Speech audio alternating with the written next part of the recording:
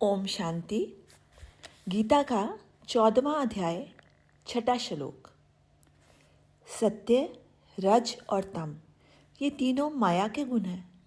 ये हमारी काया रूपी कोठी में रहने वाले तीन सगे भाई हैं जो हर वक्त कोशिश में रहते हैं कि मैं अपना प्रभाव छोड़ूं।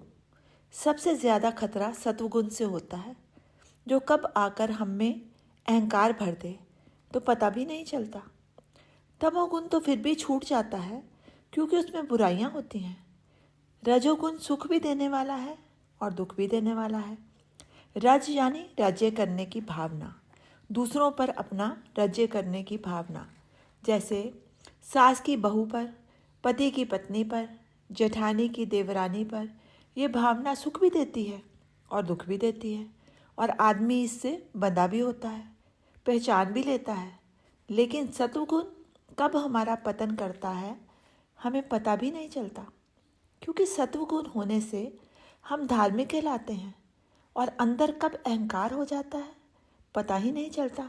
जैसे किसी माता जी ने व्रत रखा तो जब तक कोई पूछ ना ले उनको शांति नहीं होगी।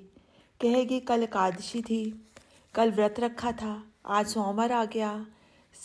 सास जी खूब चमका कर लोटा मंदिर में ले जाती हैं, लेकिन मन रूपी लोटा अंदर से भी साफ है या नहीं। अंदर गंद से भरा पड़ा है और पानी तो अंदर भरना है ना।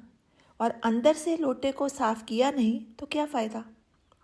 परमात्मा को तो हृदय में बसाना है और वही सफाई भी करनी है। मन को शिष्य बनना पड़ेगा विवेक रूपी गुरु का। मन को शिष्य बनना पड़ेगा विवेक रूपी गुरु का, क्योंकि इस संसार में विवेक से बढ़कर गुरु नहीं, वह आत्मा रूपी विवेक ही गुरु है। विवेक से धन इकट्ठा करो, विवेक से सब काम करो। अगर धरती से आकाश की ओर जाना है, गगन बिहारी से मिलना है, तो पंखों पर से इन पत्थरों के बोझ हटाने होंगे। ये पत्थर चाहे लोहे के हों, चांदी के हों या सोने के हों, जब तक हटेंगे नहीं, पंख हमारे हल्के नहीं होंगे तो हम कैसे उड़ पाएंगे। उड़ने के लिए पंखों पर पड़े बोझ को हटाना होगा, तभी हम अपने परमात्मा से मिल सकते हैं। आगे 14वें अध्याय का 14वां श्लोक। इसी पृथ्वी पर ही स्वर्गलोक, नरक व मृत्युलोक है। इसके अतिरिक्त कहीं भी कोई लोक नहीं है। जब भी कभी एकांत में हमें सत्य के दर्शन होते हैं वही स्वर्ग है, पर हमें उसे टिकाने की साधना नहीं की होती, सो वह क्षण आकर चला जाता है, हमें पता भी नहीं लगता। सत्य यानी परमात्मा हमारे भीतर है, उसकी खोज कहीं बाहर नहीं करनी है। वह तो आत्मा रूपी संदूकड़ी में बंद है। कमी है तो सिर्फ खोज करने वालों की। जब आत्मा रूपी माँ ज्ञान रूपी दूध पिलाती है तो माँ भी कृत हो जाती है और बेटा भी कृत हो जाता है। वह ज्ञान का उजाला जब होता है तो काया रूपी कोठी के सभी कमरे यानी मन, बुद्धि, इंद्रियों में उजाला हो जाता है। कहीं अंधेरा नहीं रह जाता। मन, बुद्धि और इंद्रियों को आत्मा के हवाले कर देना चाहिए। आगे 16वां श्लोक। सुख आने पर भी सावध रहना चाहिए। सत्वगुण की भी मर्यादा है, रजोगुण की भी मर्यादा है और तमोगुण की भी मर्यादा है, ताकि तीनों गुण दोष में परिवर्तित ना हो जाएं। सबसे ज़्यादा सावधान सत्वगुण से रहना पड़ता है।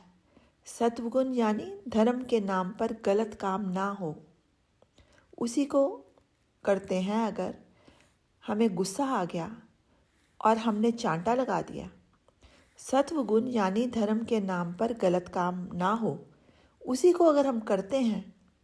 हमें गुस्सा आ गया और हमने चांटा लगा दिया तो रजोगुण व तमोगुण दोनों जागृत हो गए, तो दोषी सत्वगुण बन गया। रजोगुण को मर्यादा में रहना होगा। ये नहीं कि काम करते हो कि शरीर पर उसका असर हो जाए। तमोगुण को भी मर्यादा में रहना होगा। जैसे निद्रा, ये नहीं कि सो गए तो बस सोते ही रहे। तीनों गुण मर्यादा में होने चाहिए। शिवजी के त्रिशूल के तीनों भाग तीनों गुण हैं। बीच में सतोगुण और आसपास रजोगुण तमोगुण है। सत्वगुण का अहंकार नहीं, सबसे ज़्यादा ज़रूरी है शांति। बाहर शांति, भीतर शांति। सबसे पहले शांति मन में, बुद्धि में, इंद्रियों में आए। आत्मा तो सदैव ही शांत है। मन, बुद्धि और इंद्रियों को आत्मा की शरण में ले जाना होगा, तभी शांत हो सकेंगे। ओम शांति। शेष कल।